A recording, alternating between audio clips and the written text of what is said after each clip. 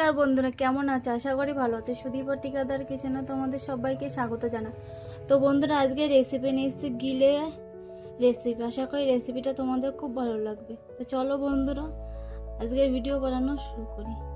তো বন্ধুরা, আজকে এক রেসিপি নিয়ে চলে এলাম। আজকে বাজার থেকে 1 কিলো গিলে নিয়ে এসেছি। গিলেটা ভালো করে পরিষ্কার করে ধুয়ে একদম নিয়ে চলে এসেছি।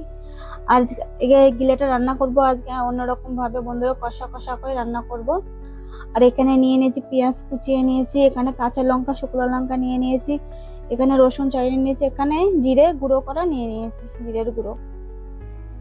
এবার মশলাগুলো পেস্ট করে নেব। তো বন্ধুরা, এখানে মিক্সারে বাটি নিয়ে নিয়েছি। এবার মশলাগুলো দিয়ে দেবো মিক্সারের বাটির মধ্যে। লঙ্কা দিয়ে দিচ্ছি,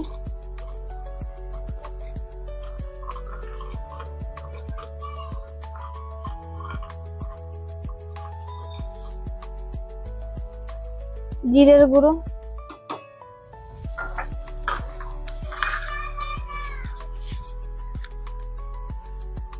এবার ঢাকনটা দিয়ে পেস্ট করে নেব। তো বন্ধুরা, মশলাটা পেস্ট করা হয়ে গেছে। এই যে মশলাটা পেস্ট করে নিয়েছে, এবার মাংসের মধ্যে দিয়ে দেবো।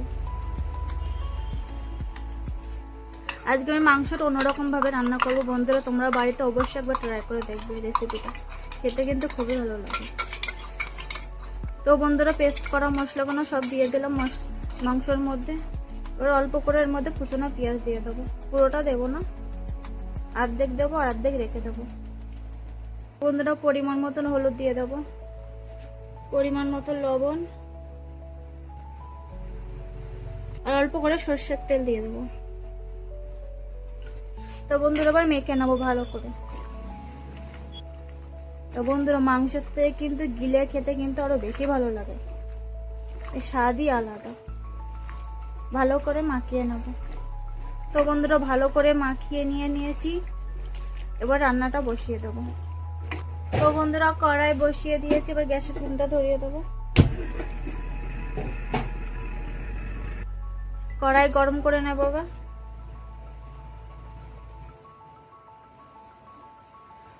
তো বন্ধুরা, কড়াই ভালো করে গরম হয়ে গেছে। এবার কড়াইতে দিয়ে দেবো সরষের তেল। তো বন্ধুরা, ফোড়নে দিয়ে দেবো গোটা জিরা, তেজপাতা।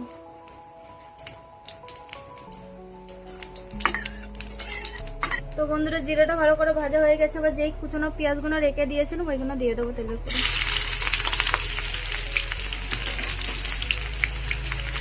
পেঁয়াজটা লাল লাল করে একটু ভেজে নেবো, লালচে লালচে করে।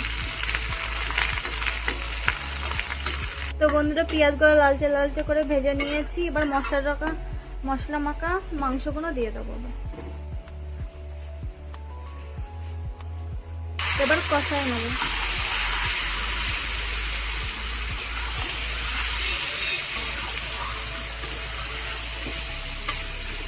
এবার ভালো করে কষিয়ে নেব।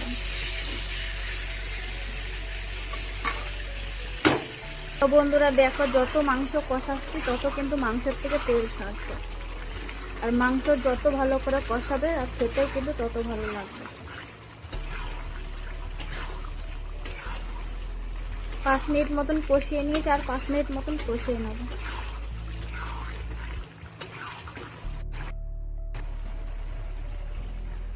তো বন্ধুরা, 10 মিনিটের মতন ভালো করে মাংসগুলো কষিয়ে নিয়েছি। দেখো বন্ধুরা, মাংসের কালারটা একদম চেঞ্জ হয়ে গেছে, আর মাংসের থেকে কত তেল ছেড়েছে দেখো। মাংসটা ভালো করে কষানো হয়ে গেছে। এবার মাংসের মধ্যে জল দিয়ে দেবো। আর মাংসটা ভাজা হয়ে গেলে কিন্তু মাংসটার কালারটাই চেঞ্জ হয়ে যায়। এবার জল দিয়ে দেবো।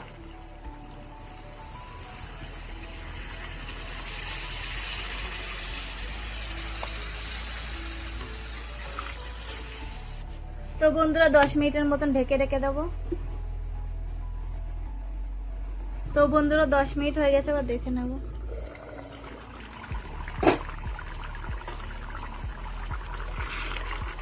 এখন অনেকটা ঝোল আছে, ঝোলটা একটু শুকিয়ে নেব।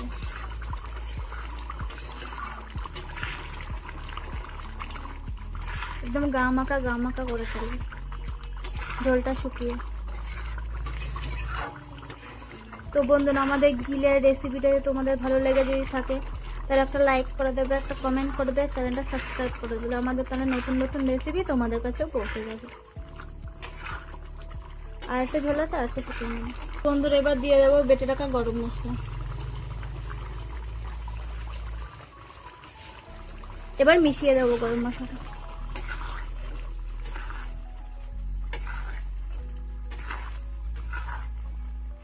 তো বন্ধুরা দেখো ঝোল একদম শুকিয়ে নিয়েছি, একদম গা মাখা হয়ে গেছে। এবার আমি নামিয়ে নেব। এবার গ্যাসের ফ্লেমটা বন্ধ করে দিচ্ছি। এবার গামলায় ঢেলে নেব। তো বন্ধুরা এবার গামলায় ঢেলে নেব।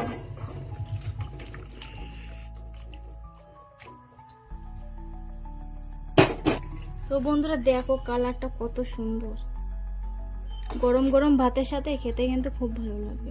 তোমরা এই রেসিপিটা বাড়িতে অবশ্যই একবার ট্রাই করে দেখবে।